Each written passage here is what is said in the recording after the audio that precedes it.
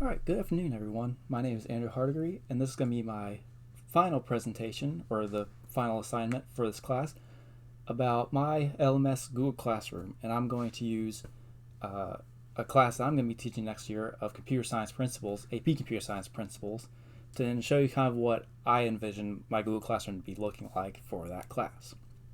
So let's get started. So Google Classroom, I'm going to use it as a way to just organize all of the class materials. Just keep everything in one place. That way students can access it easier, and that way I don't lose anything. That way we can create a more engaging classroom environment for my students and for other teachers as well. And so it'll be organizing class materials. All the class assignments and submission links will be in one place. There's calendars and Google Drive resources that are available through Google Classroom for each class. And then I'll also add on two outside resources, Hour of Code and Piazza, for what Google Classroom, why I personally think are Google Classroom shortfalls. But we'll get into the outside resource towards the end of this presentation. So the first step I want to go over is class announcements. And so when you get into Google Classroom, this is the landing page that everyone will see. And this is what's known as the stream. So all announcements that I post, which includes things like general announcements, assignments, polls, quizzes, they will all appear on this stream tab here. Everything within Google Classroom will eventually land on this page. And this includes links to outside resources like Piazza and Hour of Code, which we'll get into a little bit later. Submission and due dates will be posted here as well. For instance, this is a good example here for this assignment since I didn't have a due date on it. But if I did, it would also show up. It would show up next to the August 1st when I posted it, and also show up here on the upcoming. And as you can see here, there's no work due soon. But submissions will also be posted on the classroom calendar as well, which we'll get to a little bit later in this presentation. So class assignments, this is a feature that I like in Google Classroom because you can create assignments within Google Classroom right here, which includes quizzes, polls. You can turn a quiz into a test really and have Google grade it for you, or you can even post outside resources as assignments like what I did here with this Dance Party 2019 and Minecraft Hour of Code, both of which are posted in Hour of Code.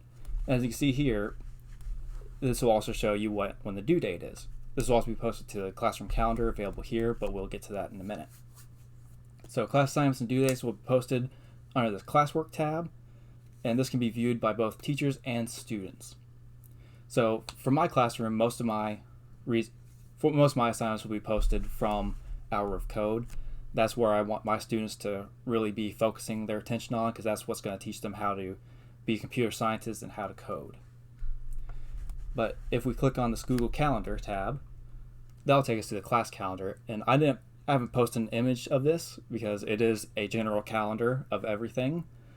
But students can access that calendar from the classwork tab, and they can set reminders for themselves of upcoming assignments, see when upcoming assignments are due, when upcoming assignments will be posted. If I choose to have a time on a later date where I post assignments, which is possible.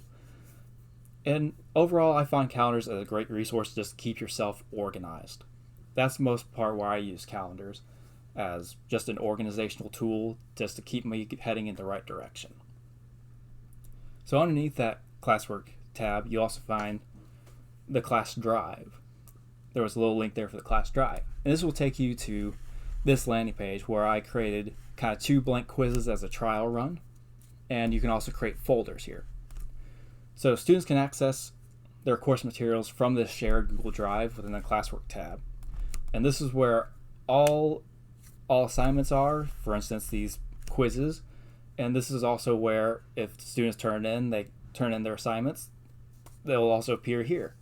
And I can go through and create different folders and even lock those folders. That way other students can't see their classmates' work if I so choose. But this is But this is a good resource to show students where all the materials are for the class. If a quiz is coming up, here's the quiz, or here's a sample quiz or a sample test, and here's material that you've already turned in if you want to study for an upcoming test. So up next we have the roster, and our roster on Google Classroom is underneath kind of this People tab, which I understand why, because you can add teachers and students to a certain Google Classroom. So both teachers and students can access this, and it looks the same for both students and teachers. But since I'm the owner of this Google Classroom, I can go through and add teachers and students. I could add teachers such as paraprofessionals or special education teachers, or even another computer science teacher in here, and I can add students from multiple different sections if I so choose, and that way we all have the same resources. So another interesting thing about this People tab for our class roster is these three buttons here, which will allow you to email any student. Students can do the same thing by clicking on this button here. Although students will not have the option to remove a person. That's only for teachers. And if a certain student is sending spam emails or being disruptive in an e-learning environment, you can also mute that person there, and that's also only available for teachers, I believe. But moving on, we have our final tab within Google Classroom, which is the grades. So depending upon the assignment, which, like the blank quizzes I showed you, if those were actual quizzes, Google can actually grade those themselves, grade them through the software itself, although I can also override that grade and grade it myself. So upon submission, Google Classroom can automatic grade or await for my grade. And if a due date passes for a student, I can extend that due date or leave the grade as missing. For instance, here, I never made anyone who signed up for my Google Classroom in this class do any assignments, so each of those grades will pop up as missing right now. However, I can go through and put in whatever grade I so choose in there. So up next we have our add-ons. So my first add-on I'm going to talk about is Hour of Code, which is, for me, this is a great resource. It has, for teachers, it has lesson plans, it has computer science labs, certain assignments that you can assign, and it's a great resource for learning computer science at any age. They have assignments from grade levels 2 through 12, but the assignments are very well constructed where you can easily use them at a lower grade level, such as first grade as well. But Hour of Code is a free add-on resource. It communicates well with Google Classroom, and I can create access links to Hour of Code. That would be this kind of box here.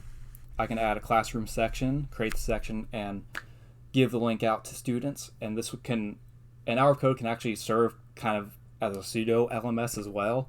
It has things like assignments, calendars, submissions, even a discussion forum. And so it is a great resource to have.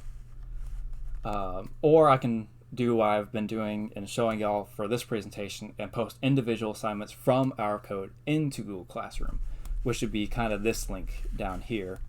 So I created this section already, and then here is the assignment that I want to assign to my students. And so I can go through and click on this and assign it directly to Google Classroom, and my students can go through and do that assignment. The final add-on is Piazza, and Google Classroom doesn't have a discussion forum. This is the discussion forum right here, and it has Q&A, discussion forum posts. Students can ask any questions they want, and they'll get email will come to me that someone's posted, and I can respond, and it will send an email back to the student that your question had been answered. And so it's a great resource, and this is generally what it looks like. This is what happens when you click on New Post. So you select, you have a question, a note, or a poll, and then you can type out what you got. So Google Classroom is a very engaging resource, and it can be very engaging if both the teacher and students are well organized. And Google Classroom is just a way to get everything organized in one location, including your outside resources, and really make your classroom into as much of an engaging environment as possible. So that is the end of my presentation. Thank you all for watching and listening. I hope you all have a good rest of your day and a good rest of your semester.